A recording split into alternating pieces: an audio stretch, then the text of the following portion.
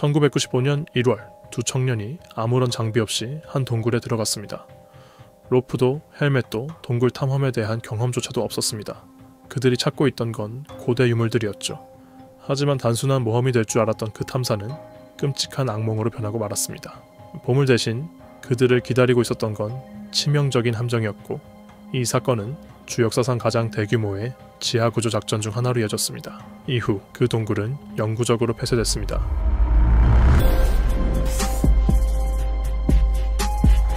안녕하세요. 다시 아비스웅 채널에 오신 걸 환영합니다. 편하게 앉아서 오늘의 이야기를 들어주세요. 오늘은 동굴 탐험 중 벌어진 한 끔찍한 사건을 준비했습니다. 이야기가 흥미로우셨다면 좋아요도 부탁드릴게요. 큰 힘이 됩니다. 1995년 1월 8일 테네시 산맥에는 맑고 쌀쌀한 겨울 아침이 밝았습니다. 25세의 클린턴 패럴은 그날이 자신에게 평생 잊지 못할 악몽이 될 줄은 전혀 예상하지 못했죠. 그는 친구와 함께 인근 주민들에게 전해들은 전설 같은 이야기에 마음이 움직였습니다. 바로 쿠크스턴 동굴과 그 안에 숨겨진 고대 유물들에 대한 이야기였습니다. 두 사람은 동굴 탐험에 대한 지식도 장비도 없이 유물을 찾으면 부자가 될지도 모른다는 생각만으로 그곳으로 향했습니다. 준비 상태는 너무도 무모했습니다. 평범한 일상복과 미끄러운 동굴 바닥에는 어울리지 않는 웨스턴 부츠를 신고 있었죠. 헬멧도 없고 전문 조명 장비도 없었습니다.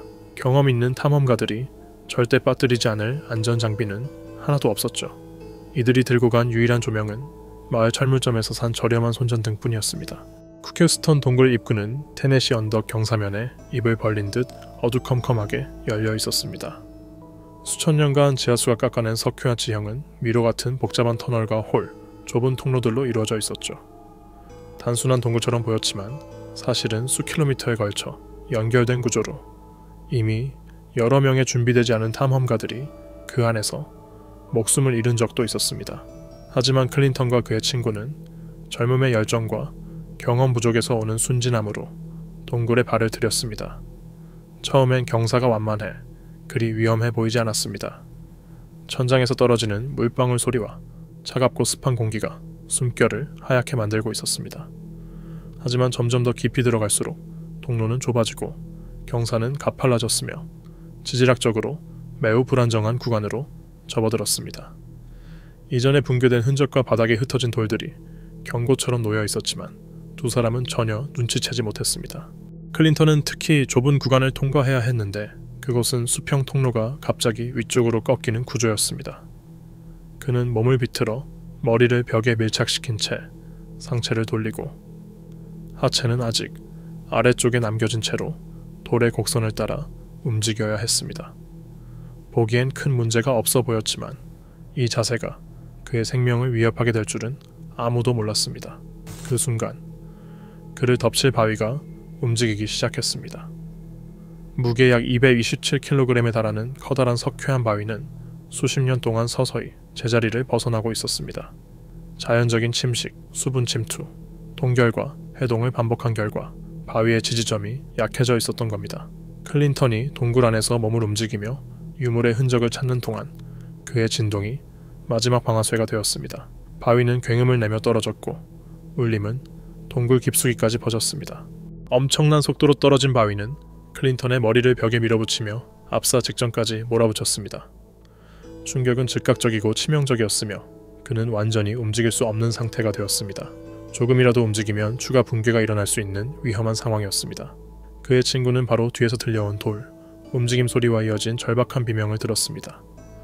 곧 동굴 안은 다시 깊은 침묵에 잠겼죠. 친구가 도착했을 때의 모습은 평생 잊지 못할 장면이었습니다. 클린턴의 머리는 가정용 냉장고보다도 큰 바위에 눌려 있었고 그는 여전히 의식을 잃지 않은 채로 움직일 수 없는 상태였습니다. 친구는 고통스럽지만 용기 있는 결정을 내려야 했습니다. 그를 두고 도움을 요청하러 나가는 것이었습니다.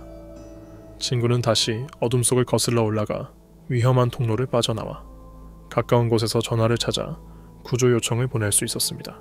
신고가 접수되자마자 테네시주 역사상 가장 큰 규모의 동굴 구조 작전 중 하나가 시작되었습니다. 시쿼치 카운티와 해밀턴 카운티의 전문 구조대가 지하 구조용 특수장비와 함께 현장에 도착했습니다. 이들은 단순한 구조대원이 아니라 동굴 구조 훈련을 받은 전문가들이었습니다. 구조대가 마주한 상황은 그야말로 악몽이었습니다. 클린턴은 입구에서 약 60m 떨어진 지점의 좁은 통로에 갇혀 있었고 머리 위에는 200kg이 넘는 바위가 얹혀 있었습니다. 게다가 그 지역은 매우 불안정하여 잘못된 움직임 하나로 추가 붕괴가 발생할 수도 있는 상황이었죠. 대형 장비를 안으로 들이기엔 공간이 너무 좁았기에 구조 작업은 오직 인간의 손과 수공구에 의존할 수밖에 없었습니다. 동굴 안에서 클린턴은 의식을 잃지 않기 위해 싸우고 있었습니다. 극심한 고통과 혼란 속에서 그의 불편한 자세는 호흡과 혈액순환마저 어렵게 만들었습니다. 일정한 저온의 동굴 안은 천을 빠르게 떨어뜨려 저천증의 위험까지 있었죠.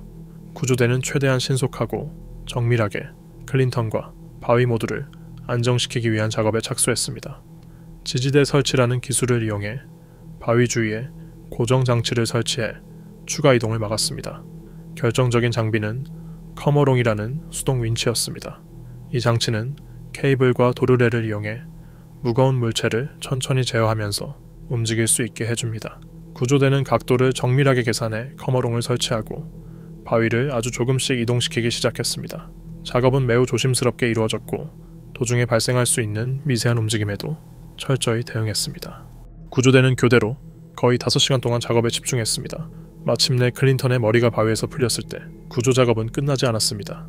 그의 부상은 매우 심각했으며 잘못된 움직임은 척추나 두개골에 더 큰 손상을 줄 수 있었습니다. 그는 동굴 구조용 특수 들것에 고정된 채 이동해야 했습니다. 좁은 통로를 통과해 나가는 과정도 또 하나의 고비였죠. 구조대는 최대한 부드럽게, 신중하게 그를 밖으로 옮겼습니다. 동굴을 벗어나면 또 하나의 어려움이 있었습니다. 도로까지는 약 30m의 가파른 경사를 올라야 했습니다. 구조대는 로프와 수동 인양 기술을 이용해 그 경사를 안정적으로 올라갔고 마침내 도로 위에서 대기하던 구급차에 도착했습니다. 현장에는 이미 응급 헬리콥터도 대기 중이었고 그는 곧바로 인근 병원으로 후송됐습니다. 약 6시간 동안 지하에 갇혀 있다가 복잡한 구조 과정을 거친 끝에 클린턴은 병원에서 치료를 받을 수 있었습니다. 의료진은 200kg이 넘는 석회암이 그의 머리를 덮친 충격에도 불구하고 그의 생명이 유지되었다는 사실에 놀라움을 감추지 못했습니다. 젊은 신체의 회복력 덕분에 희망은 여전히 있었습니다. 쿠크스턴 동굴 사건은 테네시 주동굴 탐사의 안전 문제를 일깨워준 대표적인 사례가 되었습니다.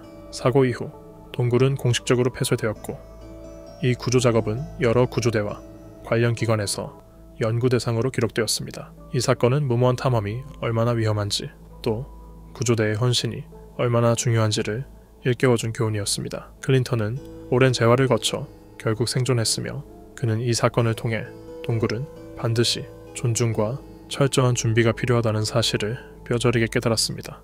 그의 이야기는 이후 아무 준비 없이 동굴에 들어가려는 이들에게 경고처럼 전해지고 있습니다. 그런데 말이죠. 동굴 탐험이 꼭 해야 하는 일이 아니라는 사실에 감사해 본 적 있나요? 오늘 이야기가 흥미로우셨다면 지금 화면에 보이는 또 다른 이야기로 가보세요. 역시 단순한 모험처럼 시작했지만 훨씬 더 끔찍한 결말을 맞이했던 사건입니다. 영상이 마음에 드셨다면 좋아요와 구독 부탁드립니다. 시청해주셔서 정말 감사합니다. 다음 영상에서 또 만나요.